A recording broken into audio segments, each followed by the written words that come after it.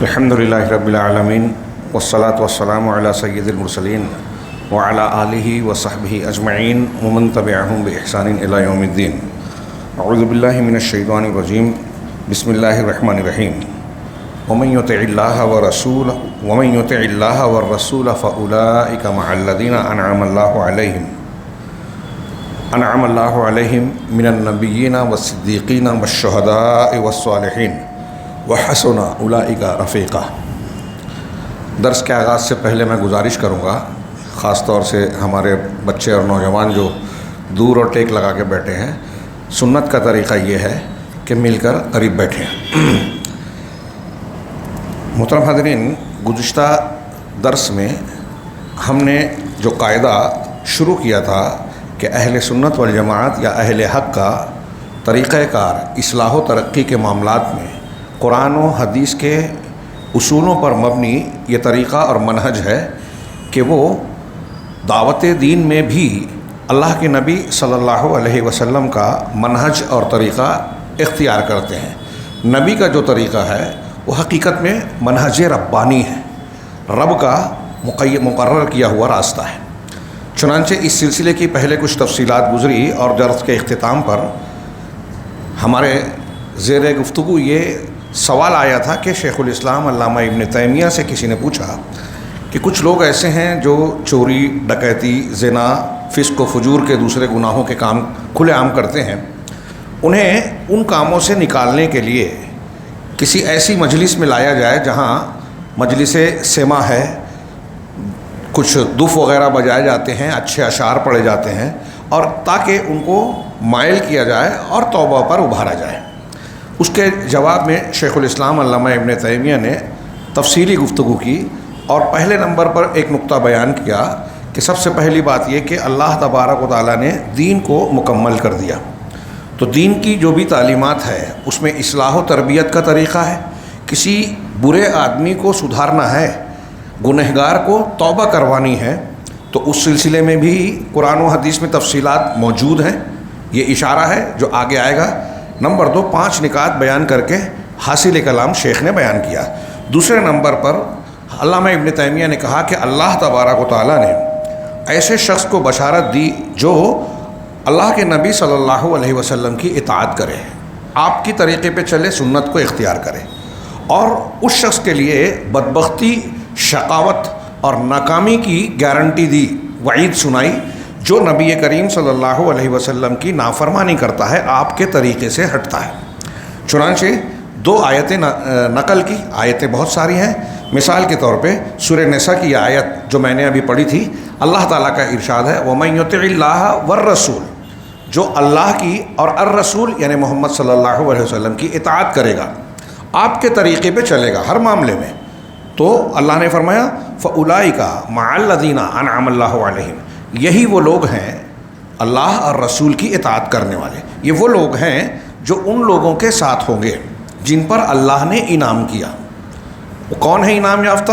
من النبیین والصدیقین والشہداء والصالحین، انبیاء، صدیقین، انبیاء کے بعد سب سے اونچا درجہ صدیق کا ہے۔ اللہ تعالیٰ نے حضرت ابراہیم علیہ السلام کو صدیق النبی کہا۔ صدیق کا درجہ نبوت کے بعد سب سے اونچا ہے، اور صدیقین میں اول درجے کے صدیق ابوبکر صدیق ہیں رضی اللہ تعالیٰ عنہ۔ تو یہ ان لوگوں کے ساتھ ہوں گے جو اللہ اور رسول کی اطاعت کرنے والے، جن پر اللہ نے انعام کیا، اور انعام یافتہ لوگ کون ہیں؟ انبیاء، صدیقین، شہداء اور صالحین۔ وحسن اولئک رفیقا، یہ لوگ اچھے ساتھی ہیں۔ قرآن یہ کہہ رہا ہے کہ جو اللہ اور رسول کی اطاعت کرے گا وہ انعام یافتہ ان لوگوں کے ساتھ ہوگا۔ اس کا الٹا مطلب کیا ہوا کہ جو اللہ اور رسول کی اطاعت نہیں کرے گا، نئے نئے اصولوں کو اختیار کرے گا، بدعات کو اختیار کرے گا، دین پر عمل کرنے کے نام پر ایسی چیزیں اختیار کرے گا جو اللہ اور رسول نے نہیں بتائی، تو اس میں یہ بھی ہے کہ توبہ کرانے کے لیے اللہ کے نبی کا طریقہ چھوڑ کر وہ محفل سما منعقد کر رہا ہے اور کچھ دوسرے طریقے اختیار کر رہا ہے دین کو پھیلانے کے لیے، اصلاح کے لیے۔ وہ بھی آ گیا اس میں کہ جو نبی کے طریقے سے ہٹے گا وہ انعام یافتہ لوگوں کے ساتھ نہیں رہے گا، یہ الٹا مفہوم مخالف ہوا۔ دوسری آیت ارشاد نقل کی کہ وَمَن يَعْصِ اللَّهَ وَرَسُولَهُ فَإِنَّ لَهُ نَارَ جَهَنَّمَ خَالِدِينَ فِيهَا أَبَدًا۔ جو شخص اللہ اور اس کے رسول کی، یہ اطاعت کرنے والوں کی بات ہے، میں نے مفہوم مخالف بتایا اور وہ قرآن کی آیت میں صراحتاً بھی موجود ہے کہ جو اللہ اور اس کے رسول کی نافرمانی کرے گا تو یقیناً اسی کے لیے جہنم کی آگ ہے، ہمیشہ اس میں رہنے والے ہیں، یہ ہمیشہ اس میں رہیں گے جو اللہ اور اس کے رسول کے مخالف ہیں۔ یہ دوسرا نقطہ بیان کیا علامہ ابن تیمیہ نے۔ تیسرا کہ اللہ نے اپنے بندوں کو حکم دیا ہے کہ وہ متنازع جن امور میں اختلاف ہو، جھگڑا ہو جائے، نزاعی معاملات میں، متنازع امور میں فیصلہ اللہ کی شریعت کی طرف لوٹا دیں۔ اب اللہ کی شریعت کیا ہے؟ قرآن کریم اور جناب محمد رسول اللہ صلی اللہ علیہ وسلم کی سنت ثابتہ۔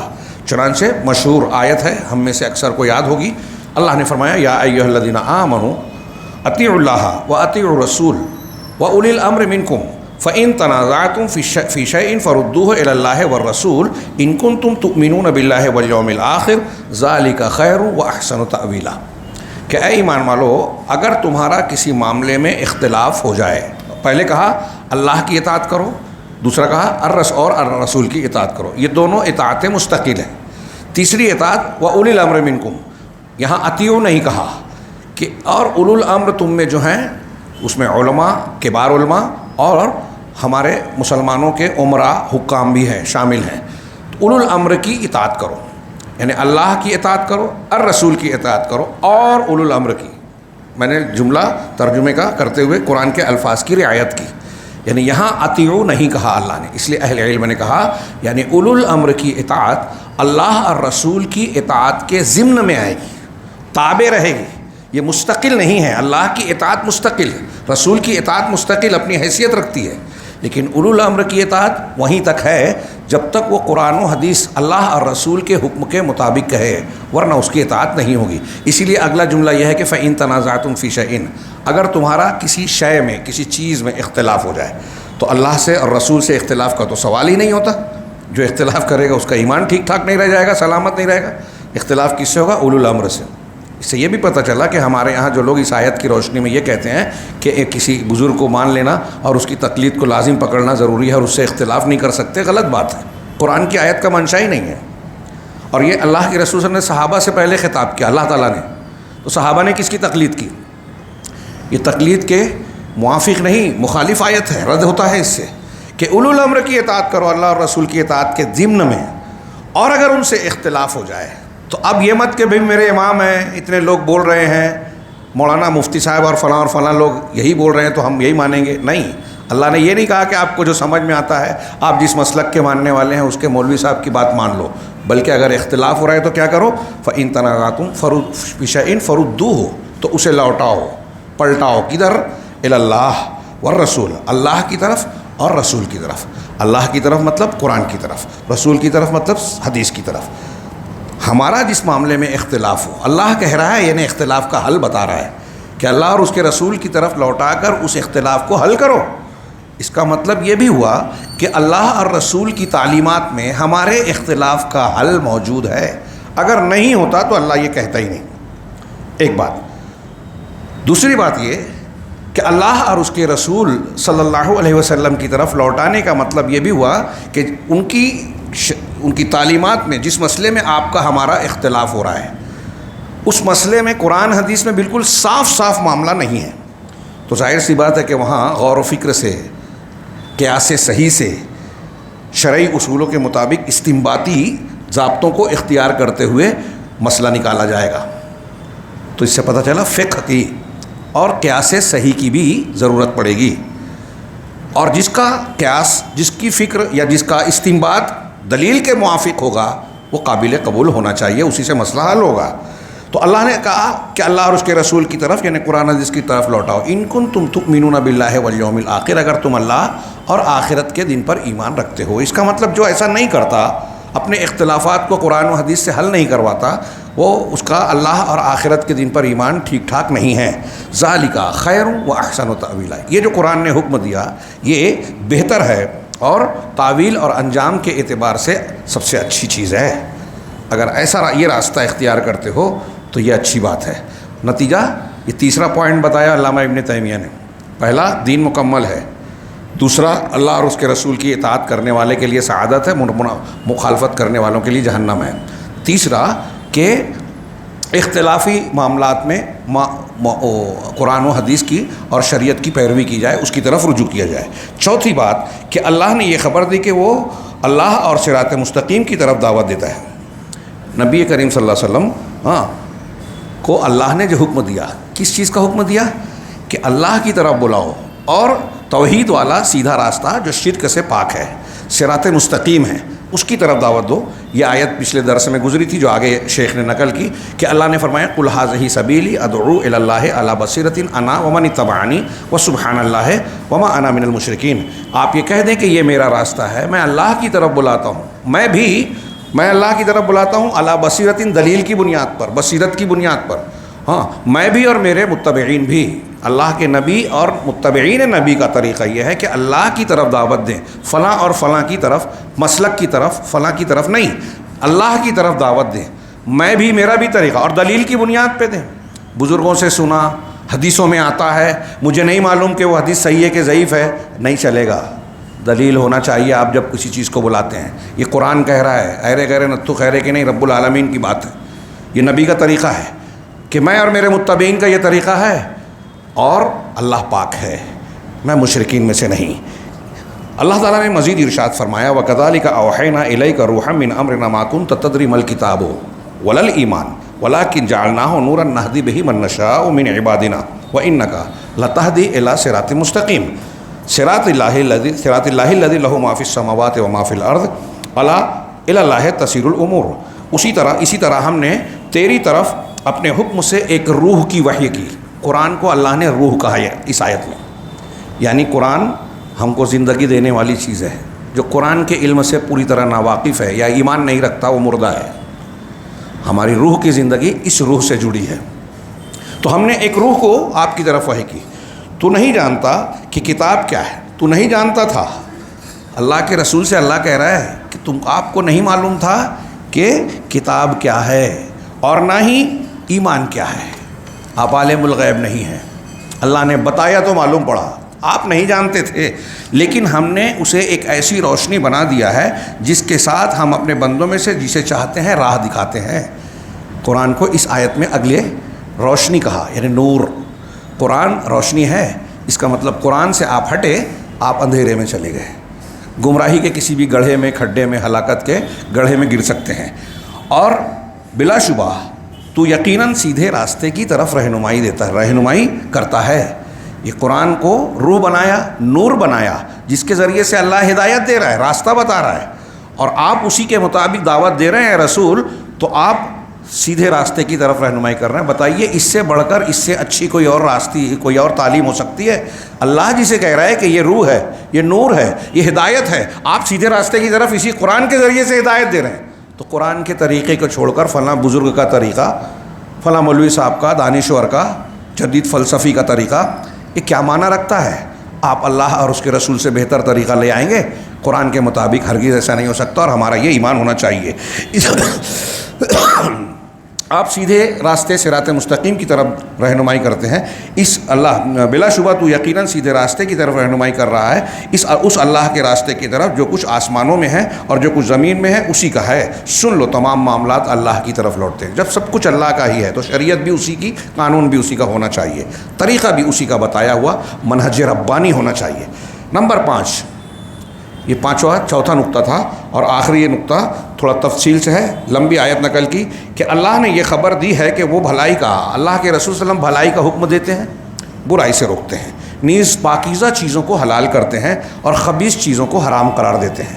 لمبی آیت ہے، یہ سورہ اعراف کی آیت نمبر 157۔ اللہ نے فرمایا وَرَحْمَتِي وَسِعَتْ كُلَّ شَيْءٍ فَسَأَكْتُبُهَا لِلَّذِينَ يَتَّقُونَ وَيُؤْتُونَ الزَّكَاةَ وَالَّذِينَ هُمْ بِآيَاتِنَا يُؤْمِنُونَ، یہ 156 ہے۔ اور اگلی آیت الذین یتبعون الرسول النبی الامی الذی یجدونہ مکتوبا عندہم فی التوراۃ والانجیل یأمرہم بالمعروف وینہاہم عن المنکر ویحل لہم الطیبات ویحرم علیہم الخبائث الی آخر الآیہ۔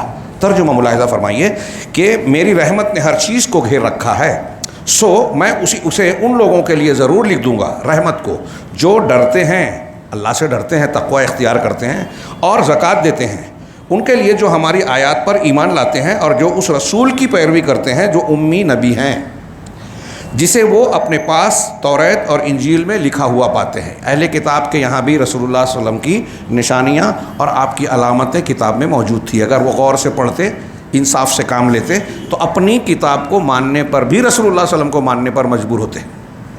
ہاں، اللہ اس کا ذکر کر رہا ہے اگلی آیت کا اگلا حصہ، دوسری آیت، اور جو اس رسول کی پیروی کرتا ہے، کیا کہہ رہے ہیں، جو انہیں نیکی کا حکم دیتا اور انہیں برائیوں سے روکتا ہے۔ نبی صلی اللہ علیہ وسلم کے بارے میں کہا کہ معروف کا حکم دیتے ہیں، برائیوں سے روکتے ہیں۔ تو اللہ کے رسول برائی سے روک کر توبہ کروا رہے ہیں نا، نیکی کی طرف لا رہے ہیں نا۔ تو نبی کے طریقے میں کیا یہ ہے جو آج کل ہمارے ہاں بہت سارے صوفیہ یا دعوت دین کا کام کرنے والے اپنے علماء، اپنے مشائخ اور اپنے بزرگوں کو اور تجربوں کی روشنی میں اختیار کیے ہیں قرآن و حدیث اور سنت کے طریقے کو چھوڑ کر، ہاں، توحید کو چھوڑ دیتے ہیں، جو انبیاء کرام یا نبی صلی اللہ علیہ وسلم جس کی تعلیم سے شروعات کرتے ہیں۔ دعوت شروعات توحید سے ہوگی، شرک کے ممانعت سے ہوگی، اور ہمارے یہاں اکثر و بیشتر لوگ اس کو چھیڑتے ہی نہیں ہیں اور دین کا کام کر رہے ہیں، نبی کے طریقے پہ نہیں ہے۔ اور دوسرے امور میں توبہ استغفار کرانا ہے تو نئے نئے طریقے لا رہے ہیں۔ وہی سوال کیا تھا، اسی کے جواب میں شیخ الاسلام یہ دلیلیں دے رہے ہیں، بیان کر رہے ہیں۔ تو جو نبی نیکی کا حکم دیتے ہیں اور انہیں برائی سے روکتے ہیں اور ان کے لیے پاکیزہ چیزیں حلال کرتے ہیں اور ان پر ناپاک، خبیث اور گندی چیزوں کو حرام قرار دیتے ہیں، ان سے ان کا بوجھ اور وہ طوق اتارتے ہیں جو ان پر پڑے ہوئے تھے۔ نبی ان پر لدے ہوئے بوجھ کو ہٹاتے ہیں۔ اس کی تفسیر میں مطلب جو غلط چیزیں، غلط اصول یا پرانی شریعتوں کے محرف دین میں کچھ چیزیں، پابندیاں ان کے لیے بوجھ بنی ہوئی تھی، وہ دور کرتے ہیں۔ سو وہ لوگ جو اس پر ایمان لائے اور اسے قوت دی، نبی کی پر ایمان لائے اور نبی کی تعزیر، قوت دی، اسے قوت دی اور اس کی مدد کی، اس کے دین کو پھیلایا، مانا، اور اس نور کی پیروی کی جو اس کے ساتھ اتارا گیا، یعنی قرآن کی، وہی لوگ فلاح پانے والے ہیں۔ فلاح پانے والے کون ہیں؟ قرآن اور حدیث کو ماننے والے، اور قرآن حدیث یا نبی صلی اللہ علیہ وسلم نیکی کا حکم، برائی سے، نیکی کا حکم دیتے ہیں، برائی سے روکتے ہیں، حلال حرام کو بیان کرتے ہیں۔ اللہ کے رسول صلی اللہ علیہ وسلم نے، اللہ تعالیٰ نے رسول اللہ صلی اللہ علیہ وسلم کو ہر معروف کا حکم دیا اور ہر منکر سے منع کیا، اور رسول نے بھی اللہ نے جو کچھ بتایا امت کو بتا دیا، کوئی چیز چھپائی نہیں۔ حدیث میں ہے کہ انہ لم یکن نبی قبلی الا کان حقا علیہ ان یدل امتہ علی خیر ما یعلمہ لہم وینذرہم شر ما یعلمہ لہم۔ یہ صحیح مسلم کی روایت ہے کہ مجھ سے قبل کوئی نبی ایسا نہیں گزرا جس کے ذمے اپنے علم کے مطابق اپنی امت کی بھلائی کی طرف رہنمائی لازم نہ ہو۔ دوسرے جملے میں میں اسی بات کو دہراؤں کہ ہر نبی کو اللہ نے جو بتایا کہ یہ خیر ہے، اس نے اپنی امت کو ضرور بتایا، چھپایا نہیں۔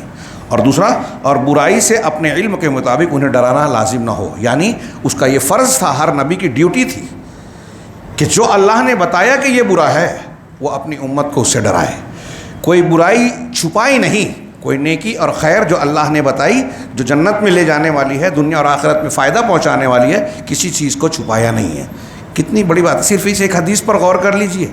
اب جو لوگ بدعت کرتے ہیں، نئے نئے طریقے اختیار کرتے ہیں اور فلاں بزرگ، فلاں بابا، فلاں فلسفی، فلاں دانشور کے طریقے کو کہتے ہیں کہ یہ بہت اچھا ہے، اس کو اختیار کرنا چاہیے، آج جدید دور میں جدید تقاضے ہیں، تو وہ اپنے عمل سے، اپنے اس رجحان اور فکر سے یہ کہہ رہا ہے کہ نبی صلی اللہ علیہ وسلم کے طریقے میں کمی ہے، یا آپ نے کچھ چیزیں بتائی نہیں، اس کو پتہ چل گئی جو یہ دانشور ہے۔ بدعت کرنے والا انسان اللہ کے رسول صلی اللہ علیہ وسلم پر یہ الزام لگا رہا ہے کہ دین کی کچھ باتیں آپ نے نہیں بتائی، اس کو پتہ چل گئی۔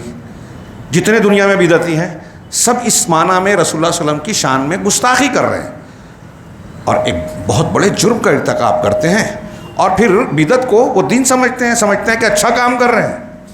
غور کیجئے، ہاں، اللہ کے رسول صلی اللہ علیہ وسلم نے ہر نیکی، ہر خیر اور شر بتا دیا۔ اسی طرح ایک دوسری روایت حضرت ارباز بن ساریہ رضی اللہ تعالیٰ عنہ کی ہے، یہ حدیث کئی مرتبہ گزری ہے، میں سرسری طور سے اس کو بیان کر کے آپ کو یاد دلا دوں کہ اللہ کے رسول صلی اللہ علیہ وسلم نے، حضرت ارباز کہتے ہیں، نماز پڑھانے کے بعد ایک واز کیا، ایسا واز کیا جس سے آنکھیں اشکبار ہو گئیں اور بالکل زبردست مؤثر جو ہے واز تھا۔ تو صحابہ نے کہا کہ اللہ کے رسول، ایسا لگتا ہے کہ یہ ایسا واز ہے جو کسی رخصت کرنے والے نے کیا ہو، مطلب آپ جدا ہونے والے ہیں ایسا لگ رہا ہے۔ تو آپ ہم کو کوئی وصیت کیجیے. تو آپ نے کہا اوصیکم بتقوی اللہ. ہاں اللہ کے رسول نے کہ میں تمہیں اللہ کے سے ڈرنے کا میں تمہیں اللہ سے ڈرنے کی وصیت کرتا ہوں اور امیر کی بات سننے اور اس کی اطاعت کرنے کی سمع و طاعت کی وصیت کرتا ہوں، خواہ وہ حبشی غلام ہی کیوں نہ ہو. آپ کو اچھا نہیں لگتا امیر، لیکن اگر وہ مسلمانوں کا امیر ہے تو آپ کو اس کی اطاعت کرنا چاہیے. یہ نظم ہے، انتظام ہے. اور وہ جو حکومت ہے مسلمانوں کا اجتماعی دیگر معاملہ بھی ہے، اس میں بھی اس تعلیم کا کچھ نہ کچھ حصہ اختیار کرنا پڑے گا، ورنہ اجتماعیت کہاں رہے گی، نظم و ضبط کہاں رہے گا، طاقت کہاں رہے گی. اور یہ بات آج مسلمانوں کے عوام کے ساتھ ساتھ خواص کو بھی سمجھنے کی ضرورت ہے. میں ایسا مانتا ہوں کہ اکثر خواص بھی اسے سمجھتے نہیں ہیں، اجتماعی تقاضوں کو. جو اس لیے کہ جو میرے بعد تم میں سے زندہ رہے گا عنقریب وہ بہت سے اختلافات دیکھے گا. تقوی اختیار کرو، سمع و طاعت کرو. تقوی سے تم سدھرو گے، سمع و طاعت سے جماعت مضبوط رہے گی. تقوی سے تم مضبوط رہو گے اور سمع و طاعت اجتماعی نظام اور جماعت سے جڑنے سے جماعت میں قوت رہے گی. اب اگلا کہ اختلافات آئیں گے. نبی صلی اللہ علیہ وسلم بتا رہے ہیں کہ اختلافات ہوں گے. نبی صلی اللہ علیہ وسلم نے دوسری حدیثوں میں بتایا کہ 73 فرقے ہوں گے. تو کیا اس کا علاج نہیں بتایا؟ یہاں علاج جو بتایا وہ کیا ہے؟ فعلیکم بسنتی، تم پر میری سنت لازم ہے، وسنت الخلفاء الراشدین المہدیین من بعدی، اور ہدایت یافتہ میرے بعد میرے ہدایت یافتہ خلفائے راشدین کے طریقے کو لازم پکڑنا. اللہ کے رسول کی سنت اور خلفائے راشدین یعنی صحابہ کا متفقہ طریقہ. صحابہ میں اگر اختلاف ہے تو اس کے لیے اصول ہے کہ کس کی بات مانی جائے گی، کس کی بات کو راجح مانا جائے گا. خلفائے راشدین اور اللہ کے رسول، اللہ کے نبی صلی اللہ علیہ وسلم کہہ رہے ہیں. کتنی کلیئر صاف بات ہے، مجھے حیرت ہوتی ہے. اب ہم لوگ کہتے ہیں تو لوگ کہتے ہیں اختلافی بات. بتائیے آج امت کے کتنے طبقے اس حدیث کو مانتے ہیں؟ نبی صلی اللہ علیہ وسلم نے بتایا نا اختلافات ہوں گے. نبی سے اچھا کوئی حل بتائے گا؟ ہم تو ایمان رکھتے ہیں نبی کی بات ماننا واجب ہے، محبت رسول اور ایمان بالرسول کا یہ تقاضا ہے. تو اب اللہ کے رسول کہہ رہے ہیں کہ اختلاف ہوگا تو میری سنت کو پکڑنا، یعنی اہل حدیث بننا، اہل سنت بننا، ہاں نبی کا منہج والے بننا، اہل فلاں اور اہل فلاں نہیں بننا، ادھر ادھر کے کسی شخصیت کو پکڑ کے ان کو نہیں، میرے طریقے پہ میرے خلفائے راشدین والجماعت بننا. نبی کے طریقہ سنت کا ہے تو اس کو ماننے والا اہل سنت، خلفائے راشدین صحابہ کا طریقہ ہے، اس کو ماننے والا اہل جماعت اہل سنت والجماعت ہے. کتنی ایک جملے میں اس مسائل کا حل ہے جس میں امت لڑ رہی ہے، ماننے کو تیار نہیں ہے، کوئی مسلک چھوڑنے کو تیار نہیں ہے اپنے باپ دادا کا اور اپنے ارد گرد کا. نبی کی بات ماننے کو تیار نہیں ہے اور کہتے ہیں ہم اللہ کے رسول کو رسول مانتے ہیں، اتباع کرتے ہیں، محبت کرتے ہیں. کیسی محبت ہے؟ ہاں صحابہ کرام سے سیکھیے. ہاں بڑے سے بڑی کوئی بات آ گئی، اللہ کے رسول اللہ کی بات سامنے آئی، اس کے خلاف ہے، فوراً اپنی بات کو چھوڑ دیا، بزرگوں کی بات کو چھوڑ دیا، کوئی کچھ بھی بولے چھوڑ دیا. ہمارے ہاں یہ حوصلہ، یہ ایمان کمزور ہے. چنانچہ اللہ تعالیٰ کے رسول نے فرمایا کہ تم ان کو مضبوطی سے پکڑ لینا. یہ بھی سادہ سودہ اللہ کے رسول نے نہیں کہا، آپ کا کہنا کافی ہے لیکن آپ نے مزید تاکید سے کہا تمسکو، کیا ہے؟ تمسکو بہا، اس کو مضبوطی سے پکڑنا، ہلکا پھلکا ڈھیلا ڈالا نہیں. وعزو علیہا بالنواجذ، ہاں تم اس سے چمٹ جانا اور اسے دانتوں سے مضبوط پکڑ لینا. نواجذ دانتوں سے مضبوط پکڑ، تاکید کر رہے ہیں رسول اللہ صلی اللہ علیہ وسلم. لیکن ہم ہیں کہ اس کو لائٹ لیتے ہیں، پوری امت لائٹ لے رہی ہے، ہر کوئی اپنے اپنے مسلک پہ چل رہا ہے، یہ نہیں مان رہا ہے. نبی کا مسلک، خلفائے راشدین کا مسلک، اختلاف میں یہ بچائے گا آپ کو. ہاں اور دین میں نکالی گئی نئی باتوں سے بچنا، اس لیے کہ ہر نئی بات بدعت ہے اور ہر بدعت گمراہی ہے. کتنا کلیئر ہے یہ دین ہمارا. لیکن یہ صاف صاف تعلیمات، میں نے پھر دہراؤں کہ بہت سارے مسلمان اس سے انجان بنے، پڑھتے ہیں، سمجھتے ہیں، مانتے نہیں ہیں، اور انہیں ایسا لگتا ہے کہ وہ مان رہے ہیں.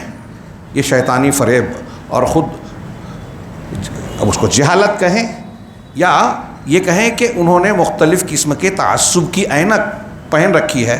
اپنی جماعتی گروہی عصبیت کی بنیاد پر وہ اس حق کو ماننے اور سمجھنے کے لیے تیار نہیں ہیں، اور جب نہیں مانتے تو اپنے آپ کو تسلی دینے کے لیے مختلف عذر بہانے کرتے ہیں کہ نہیں ایسا نہیں ویسا، اتنے بڑے بڑے علماء ہے تو غلط ہے. کیا وہ غلط نہیں ہے؟ آپ اپنے آپ کو دیکھیے کہ آپ علماء کے نام پر اگر اللہ کے رسول صلی اللہ علیہ وسلم کی سنت کو چھوڑ رہے ہیں، کوئی ایسی چیز اختیار کر رہے ہیں جو قرآن سے، حدیث سے، صحابہ کے عمل سے ثابت نہیں ہے، وہ تہوار ہوں، عبادت ہوں، دعائیں ہوں، طریقہ کار ہوں، حلال و حرام ہو، مسلک کے اصول ہوں، اگر کوئی ایسی چیز آپ مان رہے ہیں جو رسول اللہ صلی اللہ علیہ وسلم اور صحابہ کرام سے ثابت نہیں ہے، تو یہ لکھ لیجئے، جان لیجئے کہ آپ نبی کے اور صحابہ کے طریقے پہ نہیں ہیں، ہٹے ہوئے ہیں، بدعت میں ہیں۔ وہ طریقہ جو شریعت سے ثابت نہیں ہے، صحابہ سے ثابت نہیں ہے، آپ اختیار کیے ہیں تو آپ بدعت کو اختیار کیے ہیں، اللہ کا دین نہیں ہے۔ ہاں، اسی طرح ایک دوسری حدیث کے اندر وارد ہوا ہے، ما ترکت من شیء یبعدکم عن النار الا وقد حدثتکم به، کہ جو بھی چیزیں جہنم سے دور کرنے والی ہیں ان میں سے میں نے کسی چیز کو چھوڑا نہیں، سب کے متعلق تم سے بیان کر دیا ہے، وضاحت کر دیا، جہنم میں لے جانے والی ہر چیز کو بتا دیا۔ ایک اور روایت میں ہے قد ترکتکم علی البیضاء لیلھا کنہارھا لا یزیغ عنھا الا ہالک، مشہور حدیث ہے کہ میں نے تم کو ایک ایسے صاف اور روشن راستے پر چھوڑا ہے جس کی رات بھی دن کی طرح روشن ہے۔ سنن ابن ماجہ کی صحیح روایت ہے یہ، غور کیجیے، اللہ کے رسول صلی اللہ علیہ وسلم کا فرمان ہے، آپ کوئی لفظ غلط، کوئی بات غلط بول ہی نہیں سکتے، یہ ہمارا ایمان ہے۔ تو آپ نے کہا کہ جس شریعت کو میں نے چھوڑا ہے، جو شریعت تم کو دی ہے، وہ کیسی ہے؟ روشن شاہراہ، صاف راستہ، اس میں ہیچ پیچ الجھن نہیں ہے۔ اور آگے مزید تاکید کی کہ اس کی رات بھی دن کی طرح روشن ہے، یعنی اس کے رات میں بھی اندھیرا نہیں ہے کہ آپ کو سمجھ میں نہ آئے، رات میں بھی کلیئر آپ کو صحیح راستہ معلوم پڑ جائے گا۔ آپ اخلاص کے ساتھ، اچھی اور صحیح نیت کے ساتھ ڈھونڈیں تو صحیح کہ رسول اللہ صلی اللہ علیہ وسلم کا طریقہ کیا ہے، سنت کیا ہے، نجات کا راستہ کیا ہے، دقت نہیں ہوگی۔ لیکن آج مسلمانوں میں ایک بڑی تعداد کہتی ہے کہ بھائی سمجھ میں نہیں آتا کہ صحیح کیا ہے، یہ مولانا کی تقریر سنو تو صحیح لگتا ہے، وہ مولانا کی بولے تو وہ صحیح لگتے ہیں، ان کی سنو تو وہ صحیح لگتے ہیں۔ کتنی کمی ہے تربیت کی، کتنی جہالت ہے۔ اور آدمی کا یہ جملہ جو یہ کہہ رہا ہے وہ نبی صلی اللہ علیہ وسلم کے اس فرمان اور ایسے کئی فرامین اور قرآن کی کئی آیتوں کا رد کر رہا ہے کہ اللہ تعالیٰ کہہ رہا ہے کہ ہم نے قرآن کو سمجھنے والوں کے لیے آسان کیا، آپ کہہ رہے ہیں مشکل ہے۔ اللہ کہہ رہا ہے کہ ہدایت کو قرآن مبین ہے، وضاحت کرنے والا ہے، آپ کہہ رہے ہو کہ الجھن میں ڈال رہا ہے۔ قرآن کہہ رہا ہے وہ مبین ہے، آپ کہہ رہے ہو الجھن میں۔ اللہ کے رسول کہہ رہے ہیں کہ اس کی رات بھی دن کی طرح روشن ہے، آپ کہہ رہے ہو کہ دن میں بھی اندھیرا ہے، سمجھ میں نہیں آتا۔ ظاہر سی بات ہے کہ نبی کی بات، اللہ کی بات تو غلط ہو نہیں سکتی، آپ غلط ہیں۔ ہاں، اللہ کے رسول صلی اللہ علیہ وسلم نے اس لیے اگلا جملہ کیا کہا، لا یزیغ عنھا الا ہالک، کہ اس سے صرف وہی شخص اس سے ہٹے گا، گمراہ ہوگا، اس راستے سے میرے بعد صرف ہلاک ہونے والا ہی انحراف کرے گا، جس کی تقدیر میں ہلاکت ہے، جہنم ہے، وہی نبی کے طریقے سے ہٹے گا۔ اور نبی کا طریقہ صاف ستھرا ہے، کوئی نہ مانے تو یہ دین کی کمی کمزوری نہیں ہے، یہ اس کا جرم ہے، جرم، غفلت ہے، بے ایمانی ہے۔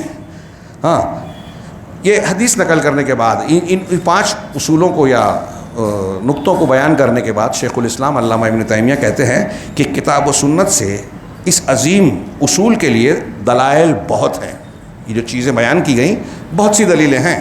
الاعتصام بالکتاب والسنہ، یعنی الکتاب اور سنت کو، کتاب و سنت کو مضبوط پکڑنا کے نام سے محدثین اور دیگر اہل علم نے بہت سارے ابواب ذکر کیے ہیں۔ آپ حدیث کی کتابیں اٹھائیے تو اس نام سے اور اس سے ملتے جلتے ناموں سے آپ کو حدیث میں کئی باب ملے، حدیث کی کتابوں میں ابواب ملیں گے۔ باب الاعتصام بالکتاب والسنہ صحیح بخاری میں بھی ملے گا، مشکات میں، اور کئی جگہ ملے گا۔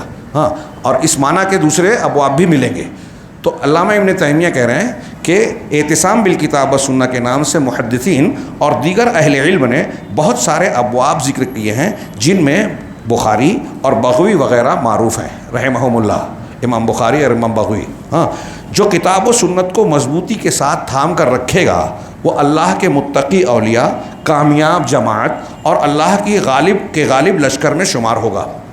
اسلاف میں حضرت امام مالک رحمہ اللہ، امام مدینہ، 4 اماموں میں سے ایک، حضرت امام مالک وغیرہ کہتے تھے کہ سنت نوح علیہ السلام کی کشتی کی مانند ہے، جو اس میں سوار ہوا وہ نجات پایا اور جو پیچھے رہ گیا وہ ہلاک ہوا۔ جتنی بھی گمراہیاں ہیں، فتنے ہیں، یہ طوفان ہیں، طوفان نوح، عذاب والے، بھٹکانے والے، ان طوفانوں اور فتنوں سے اگر ہم بچنا چاہتے ہیں، اپنے بچوں کو بچانا چاہتے ہیں، اپنے سماج کو بچانا چاہتے ہیں، تو کشتی نوح کون سی ہے؟ کئی لوگ کہتے ہیں کہ فلاں مسلک، فلاں امام کا طریقہ، فلاں بزرگ کا طریقہ، یہ کشتی نوح ہے۔ امام مالک کہتے ہیں کہ طوفان فتن اور شبہات میں بچانے والی جو کشتی ہے وہ ہے سنت کی کشتی۔ تو کہا کہ سنت نوح علیہ السلام کی کشتی کی مانند ہے، جو اس میں سوار ہوا وہ نجات پایا اور جو پیچھے رہ گیا وہ ہلاک ہوا۔ امام زہری رحمہ اللہ نے کہا کہ ہمارے علماء کہتے تھے، امام زہری بہت بڑے تابعی ہیں، محدث ہیں، وہ کہتے تھے کہ ہمارے علماء کہتے تھے، یعنی صحابہ اور کبار تابعین کہتے تھے کہ سنت کو مضبوطی کے ساتھ پکڑنے ہی میں نجات ہے، مضبوطی سے سنت پکڑیے۔ سنت کو چھوڑ کے ادھر ادھر گئے تو اس کا مطلب یہ ہوا کہ آپ سنت کو اس حکم پر عمل نہیں کر رہے ہیں۔ اب علامہ ابن تیمیہ نتیجے کی بات کر رہے ہیں کہ جب یہ واضح ہو گیا تو معلوم ہونا چاہیے کہ اسی کے ذریعے، اسی شریعت اور مکمل دین کے ذریعے، نبی کے طریقے کے ذریعے اللہ گمراہوں کو ہدایت دیتا ہے اور گنہگاروں کی توبہ قبول کرتا ہے۔ اس سے پتہ چلا کہ دین میں ہمارے لیے کتاب و سنت ہی کافی ہے۔ اگر اسے کافی نہیں مانیں گے، دین میں قرآن و حدیث کافی ہے، اگر اسے کافی نہیں مانیں گے تو لازم آئے گا کہ رسول اللہ صلی اللہ علیہ وسلم کی لائی ہوئی شریعت ناقص ہے، اسے ابھی تکمیل کی ضرورت ہے۔ اور اللہ تعالیٰ نے جو قرآن میں کہا الیوم اکملت لکم دینکم، وہ بات صحیح نہیں ہے، آپ یہ کہہ رہے ہیں۔ یہ شیخ الاسلام نے کہا اب جب دین مکمل ہے، نبی صلی اللہ علیہ وسلم کا طریقہ سب سے بہتر ہے، کامل ہے، کوئی چیز چھوڑی نہیں ہے، اللہ نے کہا کہ آپ کے درمیان اختلاف ہو تو قرآن حدیث کی طرف لوٹاؤ، یہ ساری چیزیں بالکل کلیئر ہے، صاف ستھری ہے، تو پھر کسی کی اصلاح کرنے کے لیے بھی ہمیں قرآن و حدیث کا طریقہ ہی اختیار کرنا چاہیے۔ توبہ کرانے کے لیے نبی کی بتائی ہوئی سنت کو اختیار کرنا چاہیے، نہ کہ فلاں اور فلاں۔ اور یہ پھر اب جو جیسا کہ سائل نے پوچھا کہ صوفی لوگ اور فلاں لوگ یہ کرتے ہیں کہ وہاں سے اٹھا کر چوری ڈکیتی زنا کرنے والوں کو سدھارنے کے لیے محفل سیما میں لا کے بٹھایا تاکہ وہ توبہ کریں، سدھر جائیں۔ تو آپ عقیدے کی کتابوں میں ایک جملہ پڑھیں گے علماء کا، میں اس کو یہاں جوڑ رہا ہوں، حالانکہ وہاں بدعت کی بات نہیں ہے، بدعتی کی بات ہے ایک طریقے سے۔ ہاں، تو وہ کہتے ہیں کہ ہم بدعت کا رد بدعت سے نہیں کرتے، بدعت کا رد بدعت سے نہیں کرتے۔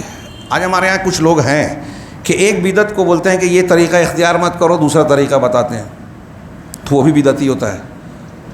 پیچھے مثال کے طور پہ کچھ سالوں پہلے ہمارے یہاں دیوبندی حضرات کے آپس میں اختلاف چلا ہے کہ اگر کوئی مر گیا ہے تو میت کو ثواب اور اجر بخشنے کے لیے کیا کیا طریقے اختیار کیا جائے، تو ان کو اپنے نیکیاں ٹرانسفر کرنا، یا کیا کہتے ہیں وہ اہدا، ایصال ثواب کے لیے وہ کہتے ہیں کہ ایک لفظ استعمال کرتے ہیں کہ ان کو ہم نے ان کے نام بخش دینا، مجھے یہ یاد نہیں آ رہا تھا کہ اپنی نیکی، مطلب میں نے کوئی نیکی کی، اب میرے کھاتے میں ہے ایک نیکی، میں اس کو ٹرانسفر کر رہا ہوں، جیسے منی ٹرانسفر ہوتا ہے کہ میرے اکاؤنٹ سے اس کے اکاؤنٹ میں چلا جاتا ہے، تو میرے نامہ اعمال سے ان کے نامہ اعمال میں شفٹ ہو جائے، ٹرانسفر۔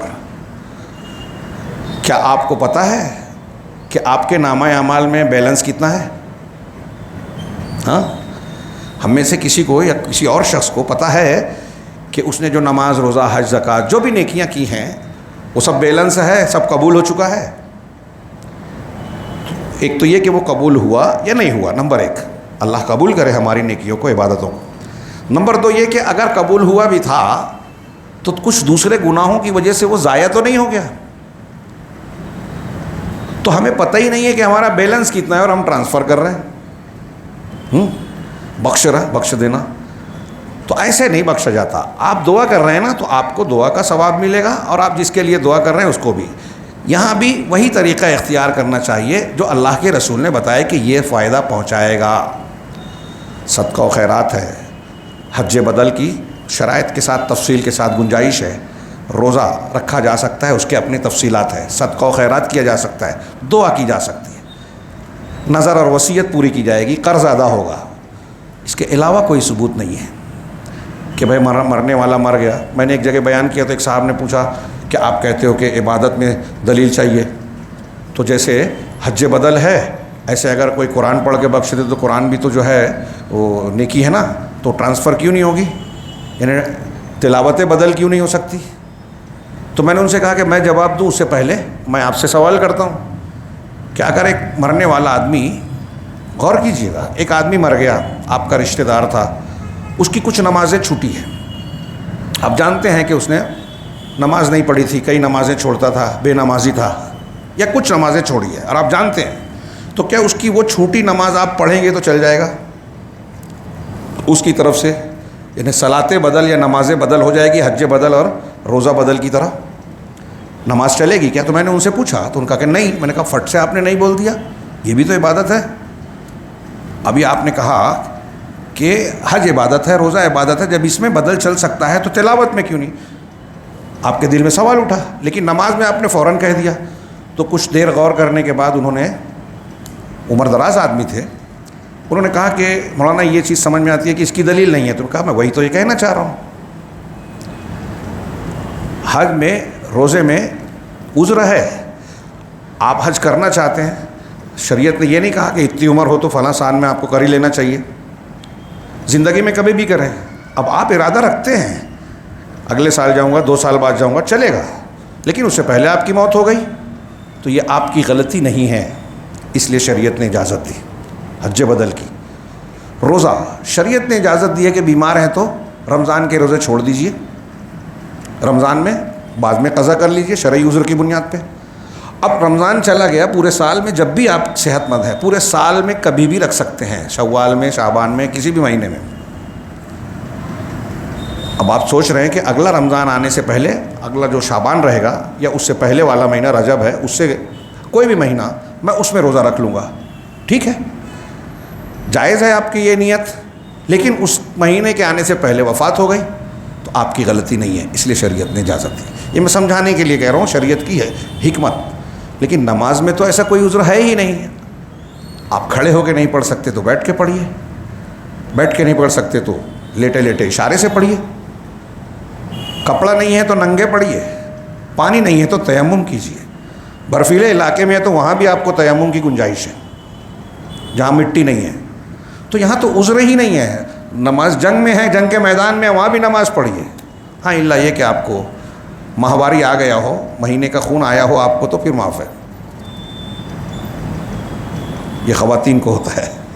ہاں، اور آپ سنجیدگی سے سن رہے ہیں. تو یہ عذر ہے صرف نماز کی معافی کا کہ مہینہ آ گیا. اس کے علاوہ ہوش و حواس میں جو مسلمان ہے عذر نہیں ہے، تو اس لیے اس میں بدل کی کوئی گنجائش ہی نہیں ہے. تو معلوم یہ ہوا، یہ ایک تھوڑی سی حکمت پر میں نے گفتگو کر لی، ورنہ اصولی بات یہ ہے کہ عبادات میں قیاس نہیں چلتا. یہ اصول سارے مسلک والے مانتے ہیں. تو اب جب قیاس نہیں چلتا، کیا چلتا ہے؟ دلیل چلتی ہے قرآن اور حدیث کی. من عمل عملا لیس علیہ امرنا فہو رد. اسی طرح من احدث فی امرنا ھذا والی حدیث بھی ہے کہ جس نے کوئی بھی ایسا عمل کیا جس پر ہمارا حکم نہیں ہے، نبی صلی اللہ علیہ وسلم کی مشہور حدیث، شریعت کی تصدیق نہیں ہے، نبی کی سنت نہیں ہے، کوئی بھی عمل کیا، اس میں قرآن پڑھ رہا ہے، نماز پڑھ رہا ہے، قبرستان میں جا کے رات بھر ذکر و اذکار کر رہا ہے 15 شعبان کو، اللہ کے رسول نے اگر نہیں کیا ہے تو اللہ کے رسول نے کہا وہ رد ہے، مردود ہے. کتنا بھی اچھا عمل دکھ رہا ہے، کتنی صاف بات ہے، بہت سے مسلمانوں کو سمجھ میں نہیں آ رہی ہے.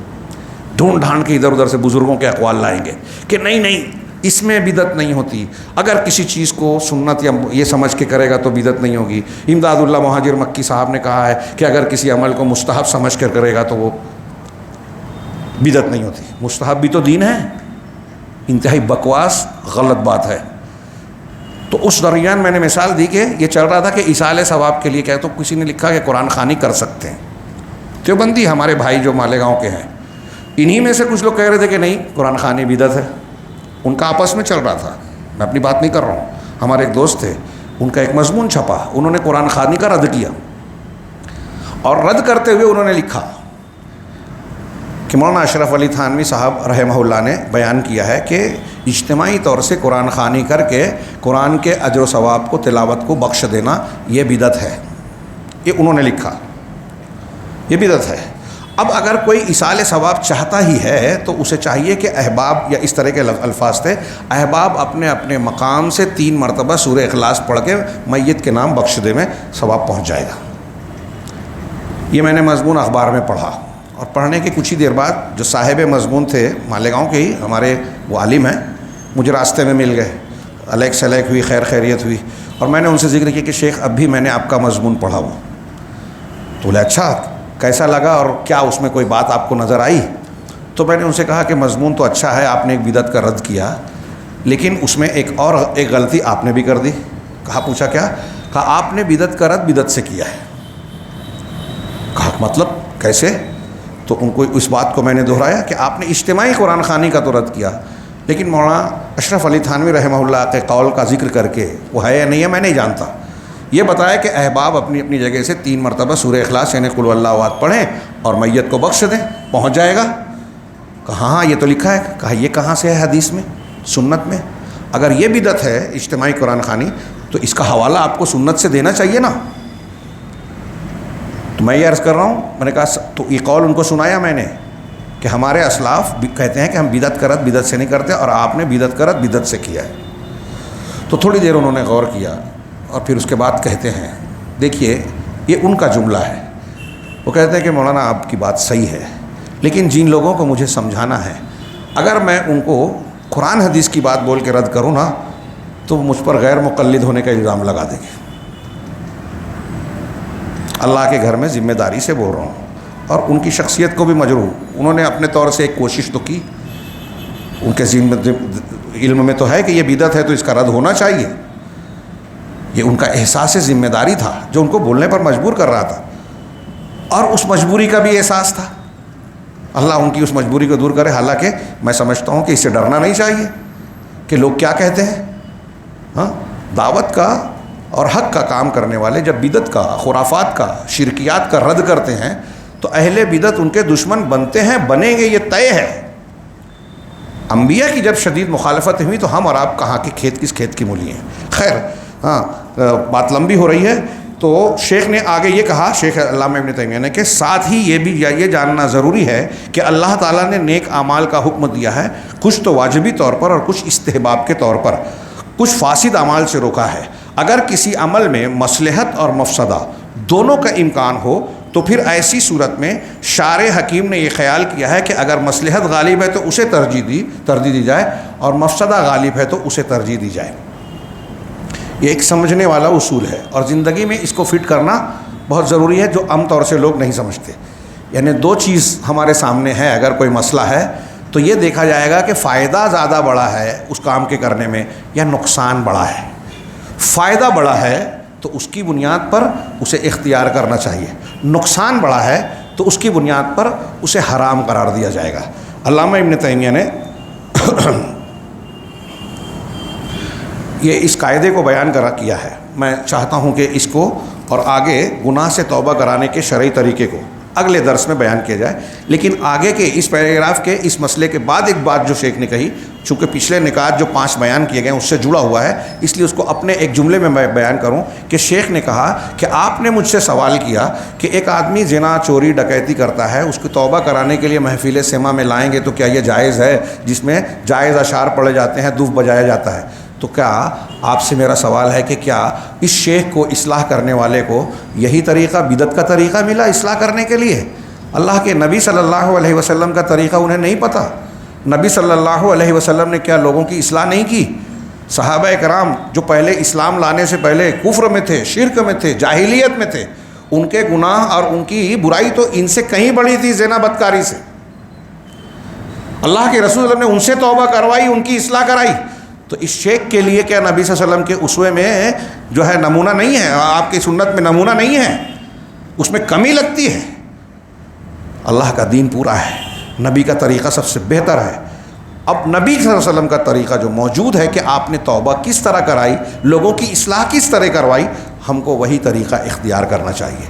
اب اس میں جو شیخ نے یہ قاعدہ بتایا، اس قاعدے کو تھوڑا اچھے ڈھنگ سے میں سمجھانا چاہتا ہوں، کیونکہ میں ایسا مانتا ہوں کہ ہمارے یہاں سماج اور معاشرے میں اس قاعدے کو سمجھنے اور زندگی کے مختلف مرحلوں میں اختیار کرنے کی بہت شدید ضرورت ہے۔ ایک اور دوسرے آگے 1.5-2 صفحے میں یہ بیان بھی کیا ہے کہ کسی گنہگار کو یا برے آدمی کو تو اگر سدھارنے کی کوشش کرنا ہے تو اس کے چند نکات 4 نکات بیان کیے ہیں. انشاءاللہ آئندہ درس میں ہم اس کی تفصیل کو جانیں گے. اللہ رب العالمین ہمیں دین کو صحیح طریقے سے سمجھنے اور اس پر عمل کرنے کی توفیق عطا فرمائے اور اس کی برکت سے دنیا اور آخرت میں کامیابیوں سے نوازے. وآخر دعوانا الحمدللہ رب العالمین وصلی اللہ علی نبینا محمد.